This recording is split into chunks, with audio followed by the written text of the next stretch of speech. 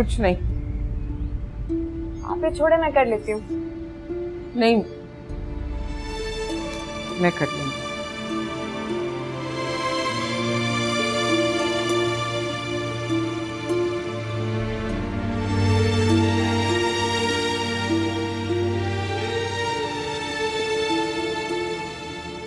जरा देखो तो, तुम लोगों के ना घूमने के चक्कर में मैं तो मुमताज का नाप वाला सूट लाना ही भूल गई। अब मंगनी का जोड़ा कैसे तैयार होगा? अम्मी आप उनसे कहें कि वो कुरियर करवा दें। हाँ, ये भी होगा। क्या हुआ? लो भाई, इधर मुमताज का जिक्र हुआ और इधर ये जनाब हाजिर। अभी कभी तो छोड़ दिया करेंगे बातें। क्या हुआ, क्यों परेशान लग रही हैं? बेटा मैं ना मंगनी वाले सूट का नाप लाना भूल गई और सोच रही हूँ अब तैयारी कैसे होगी। ओहो, ये तो वाकई बड़ा मसला हो गया है। अच्छा वैसे बात सुने, इसमें इतना बड़ा मसला भी नहीं है ना।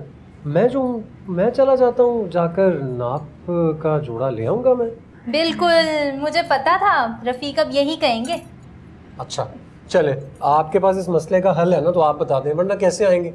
ना छोड़ें आप इनको, मुझे बताएं। मैं कह रहा हूँ ना, मैं चला जाऊँगा, कल सुबह जाऊँगा और वो नाप लेकर आ जाऊँगा वापस। दफ्तर नहीं जाओगे? दफ्तर से एक दिन छुट्टी हो जाएगी तो क्या फर्क पड़ जाएगा, बंद तो नहीं हो जाएगा ना दफ्तर। मैं काम करता हूँ ना, मेरा एक दोस्त है, उसको फ़ोन करता हूँ, वो किस दिन काम आएगा मेरे, वो थोड़ा संभाल ले। अरे बेटा मैं फ़ोन कर दूंगी, बस जाके ना ले आना। 1-2 घंटा बैठना, वापस आ जाना। हाँ ठीक है, ये भी ठीक है। मैं इंतजाम करता हूँ जरा। अम्मी मैं आपको असल बात बताती हूँ, ये वहाँ जाना क्यों चाहता है। ये वहाँ इसलिए जाना चाहता है क्योंकि इसने उसके लिए मुमताज के लिए फोन लिया है। अरे आराम से बैठो, आराम से बैठो। इसने उसके लिए बहुत सी चीजें ली हैं, चूड़ियाँ वगैरह सब कुछ लिया है। आराम से बैठ के बात करो। अच्छा लड़ो, मुझे नहीं पता। आप क्यों करती हैं मेरे साथ ऐसा अम्मा? इससे पहले के फोन करके उससे तो बात कर लो।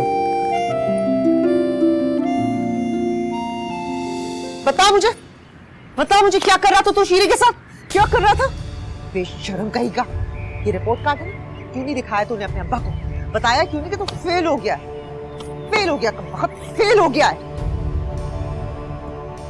तुझे अंदाजा है तेरा स्कूल से नाम कट गया है। अम्मी को पता चलेगा तो क्या कहेगी वो?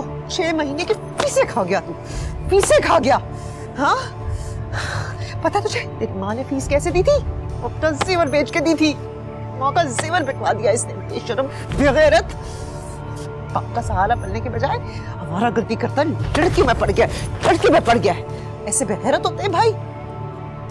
बाप तेरा माजूर है, माँ की हालत देख, बहन की हालत देख। छोटा सा बच्चा छोड़कर जाती हूँ मैं, सारा दिन काम करती, फिर घर आके काम करती। मुझे शर्म नहीं आती है? आज तेरी वजह से पूरे मोहल्ले से बातें सुनकर आई हूँ मैं। कहाँ जलील नहीं कराया तूने। पता नहीं किस अजाब, किस गुनाह की सजा मिली जो तेरा जैसा भाई मिला है।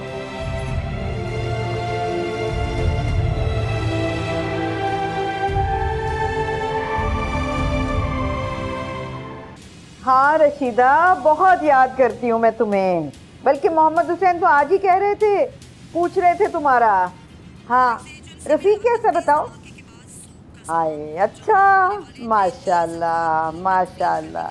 ये तो मुमताज की खुशकिस्मती है ना। हाँ, नहीं चीमों की बातें तो बहुत ही याद आती हैं। हाँ खदीजा भी याद करती है, लगी हुई है आजकल तैयारियों में। पता नहीं कहाँ है। लो मैं तुम्हारी बात मोहम्मद हुसैन से करवाती हूँ। हाँ ये लो। कौन है? रशीदा। पापा।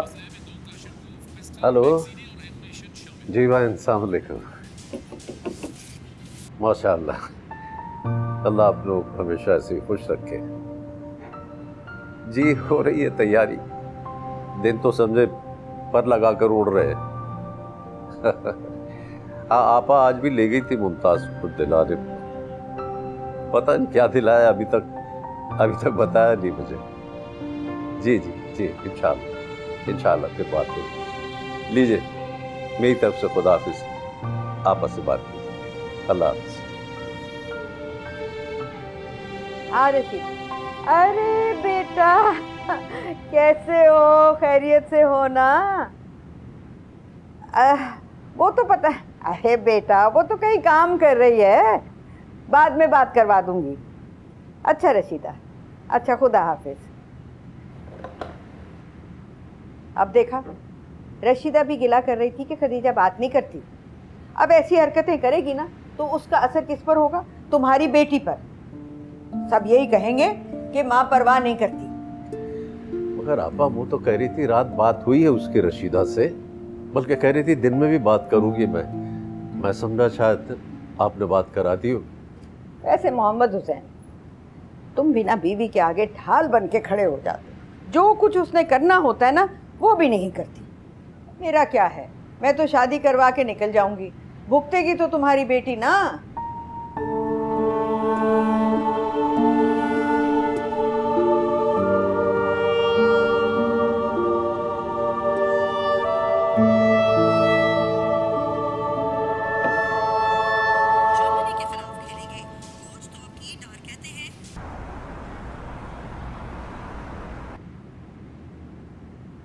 बस भी मम्मी मुझसे बिल्कुल बात नहीं करती।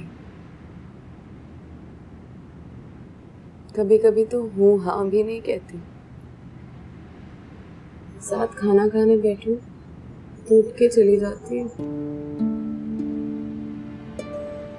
किसी बात का जवाब तक नहीं देती। हो सकता है अब उनके दिल में तुम्हारे लिए कुछ ना हो। जो भी है, हूँ तो मैं उनकी औलाद ना। औलाद सिर्फ वो नहीं होती जो कोख से जन्म लेती है। रिश्ते रवैयों और एहसास के मोहताज होते हैं। उन्हीं से बनते हैं, उन्हीं से बिखरते हैं। अगर औलाद वालिदैन के मामले में खुदगर्ज, बेपरवाह हो सकती है तो वो क्यों नहीं?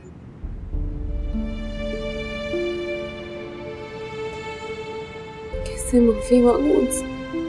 किस मुंह से माफी मांगू? सोच सोच के मेरा दिल चनी चनी होता रहता है। इसके ऊपर से अम्मी का रवैया। तुम शिकायत नहीं कर सकती। पता कभी कभी तुम्हें अम्मी को देखती हुई तरस जाती हूँ। सोचती हूँ पता नहीं वो जिंदा भी नहीं है।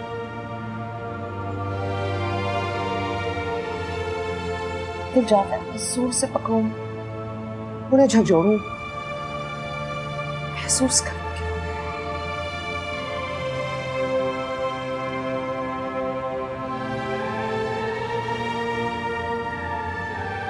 मैंने इतनी पथराई हुई आंखें किसी की नहीं देखी। क्या तौबा का कोई रास्ता नहीं है? कोई तरीका, कोई सूरत जिससे वो पहले जैसी हो जाए?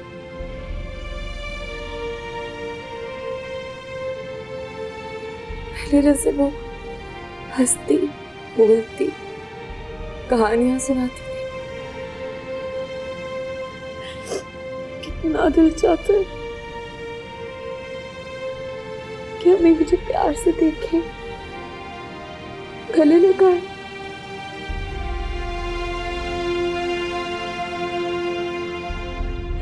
हमें मुझसे बहुत दूर हो गई, बहुत दूर।